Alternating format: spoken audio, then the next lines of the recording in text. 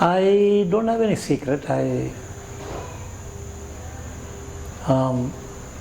My parents lived long. My mother died when she was 96. So genes are with longevity. I don't put on a paunch or I don't put on weight. I consciously keep myself at the ideal weight for my height. Okay. When I turned 50, I became vegetarian. I stopped eating all kinds of meat. Why? That was an external symbol of some change in my own mind in terms of anger, aggression, those kind of things. You know, I have to be at first, I have got to do this. Those kind of things I could kind of keep it down. And the vegetarianism was an external symbol reminding me that this is the way you became a vegetarian.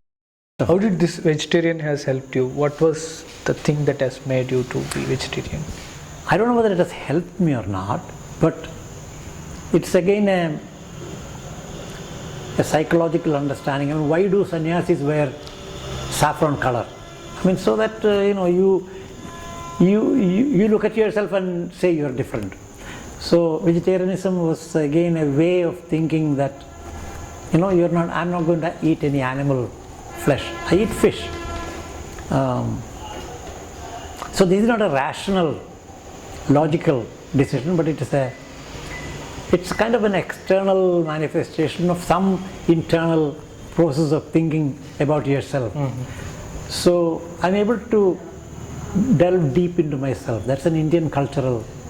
I don't know whether other people do or do not, but so then I have learned a lot of psychology through reading, and I know how to delve deep into myself and find out what motivates me, what is something that affects my thinking, what is my emotional status.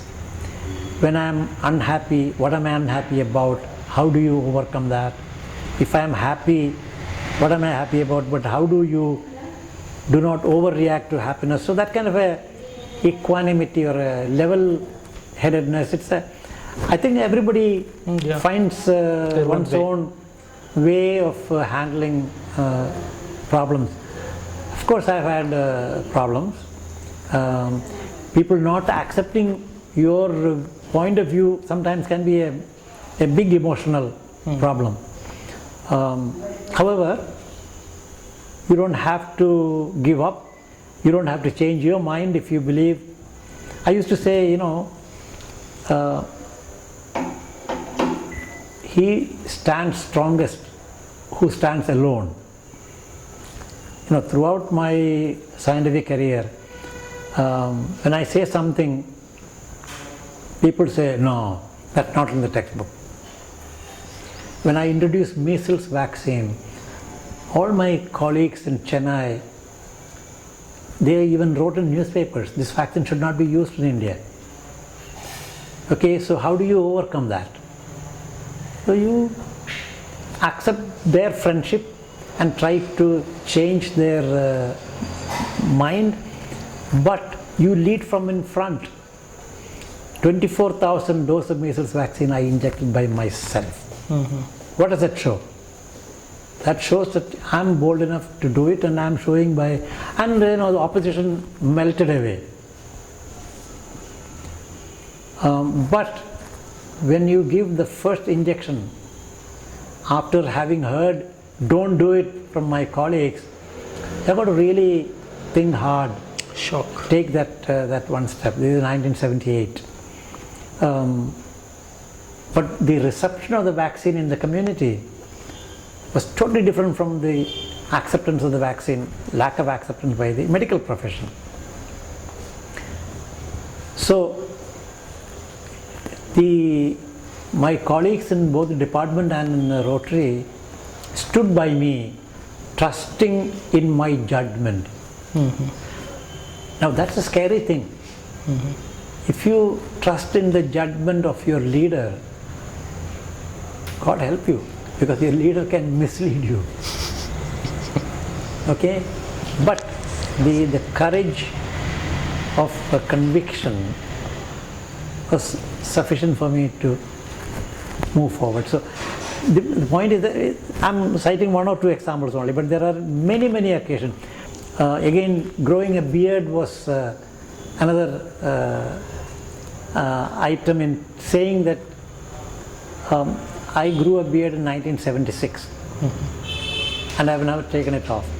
That was a time when in CMC there was not a single faculty member who would grow a beard. It was kind of taken as a rebellious kind of, not the conformist approach. I've never been a conformist. I've been an independent thinker, and the beard also was a reminder to me that you are an independent thinker. Well, I mean, as I tolerate and accept others, I want others to accept me and tolerate me. It's a reciprocal business. In the department, head of the department till the lowest attender, we are equal. Okay. So that sense of equality, equal in the sense, we are not equal in the physical sense, but the freedom they have, the access to me that they need, is just like any other senior technical persons or attender have equal access to the head of the department. These are all things that I learned from my own father. He was like this. Your father? Yeah, very just in treating everyone else. Kind of a even-handed treatment of everybody. So my growing a beard was actually again an internalization of the fact that I am bold enough to think independently. I don't have to conform with other people's thinking. What is in the textbook need not be true. I can explore myself and then find if the textbook is right or wrong. And quite often where the textbook is wrong, I will be bold enough to publish a paper which says, this is wrong. So if you look back, my prediction that IPV should be in the final way has come true now. 25 years ago that I kind of figured it out. But there is one rule that I've always followed. You can think different from other people. Think differently. But do not behave differently from other people. Behave means it's not growing a beard, but you should not pretend as though you know more than other people. That I'm right, you're wrong. Never. You join with them, join in discussions, politely put your point, and if others reject your point, accept it, and then do what the majority want to do for the good of a condition, a situation. So that way, I was never rejected from the group of polio experts. I kept my independent view, and everybody knew that I had an independent view, but I helped them, all of us together. Polio eradication program was taken forward. So you can think differently, but do not act differently.